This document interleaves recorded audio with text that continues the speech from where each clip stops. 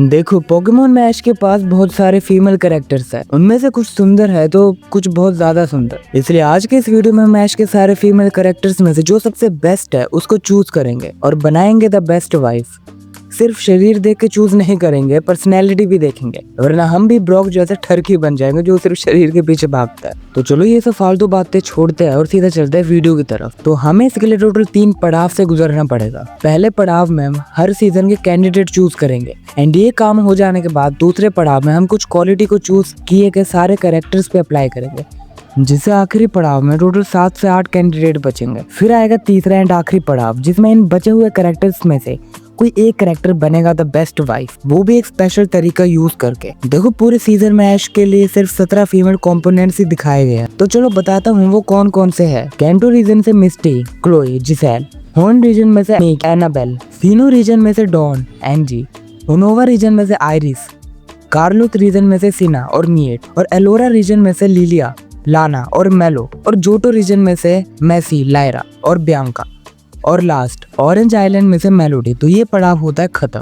तो चलिए अब दूसरे पड़ाव की ओर बढ़ते हैं। तो यहाँ पर हम सारे कैंडिडेट्स को 3 स्पेसिफिक क्वालिटी के हिसाब से जज करेंगे और देखेंगे कि कौन लिस्ट पे टिका रहता है। Quality number 1 look, quality number 2 body structure. हाँ, कुछ उल्टा सीधा बोलकर कमेंट में गाली खाने से अच्छा है मैं यही बोल दूं। और क्वालिटी नंबर 3 है पर्सनैलिटी। हाँ, बस इतना ही। मगर इसको छोड़ के एक और खास बात है जिसमें थोड़ा ध्यान दो। जितने भी कैंडिडेट्स हैं उनको एक दूसरे से भी कंपेयर करके देखा जाएगा एंड आखिर में जो लोग बचेंगे वो वही लोग होंगे जो एक दूसरे के साथ काफी हद तक बराबरी से टक्कर दे पाए। तो इसी के साथ हम मैसी को हटा देंगे क्योंकि मैं रोनाल्डो का फैन हूँ ब्रो। Just joking guys. हम मैसी को इसलिए हटाएंगे क्योंकि उसके पास look, body structure and personality कुछ भी नहीं है।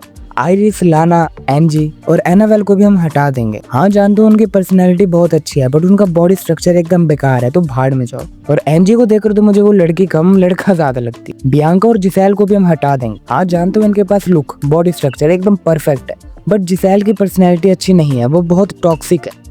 अब तुम लोग बोलोगे फिर बियांका क्यों? उसकी पर्सनैलिटी तो बहुत अच्छी है। हाँ, मैं मानता हूँ बियांका का सब कुछ परफेक्ट है, लेकिन वो असल में बियांका नहीं थी, वो थी लेटियास जो ऐश से प्यार करती थी। तो वो एक पोकेमोन है इसलिए हम उसको हटा देंगे। मिएट, मेलो और लारा को भी हम हटा देंगे क्योंकि वो बहुत ज्यादा डिसेंट है और आगे जाकर वो टिक भी नहीं पाएंगे। तो आखिरकार इन सभी लोगों को एलिमिनेट करने के बाद हमारे पास बचते हैं सिर्फ 7 कैंडिडेट, जिनमें से तुम किसी को भी हटा नहीं सकते। सबकी पर्सनैलिटी, लुक, बॉडी स्ट्रक्चर एकदम पीक लेवल पे है। तो सोचने वाली बात ये है कि आखिर में इन सभी कैंडिडेट्स में से कौन बनने जा रहा था बेस्ट वाइफ। तो इसके लिए हम मैच के साथ इन 7 कैरेक्टर का रोमांटिक कनेक्शन एंड बॉन्ड देखेंगे। जिसका सबसे अच्छा होगा वही बनेगी हमारी the best wife from the series. तो सबसे पहले हम इस लिस्ट में से मेलोडी को निकालेंगे। हाँ, उसने ऐश को एक किस दिया था पर वो एक रिचुअल था और इन दोनों के बीच में कोई रोमांटिक एंगल भी हमें देखने को नहीं मिला, तो इसलिए हम इसे निकाल देंगे। अब बात करते हैं लिली के बारे में।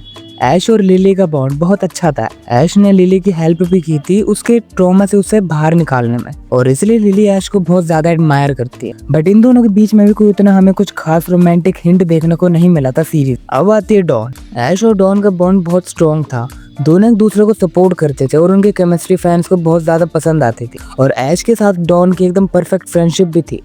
उनके बीच एक दूसरे के लिए रिस्पेक्ट और अंडरस्टैंडिंग बहुत ज्यादा थी, लेकिन ऑफिशियली उनके बीच कभी रोमांस नहीं दिखाया। अब बात करते हैं मे की। मे और ऐश का बॉन्ड थोड़ा अलग है।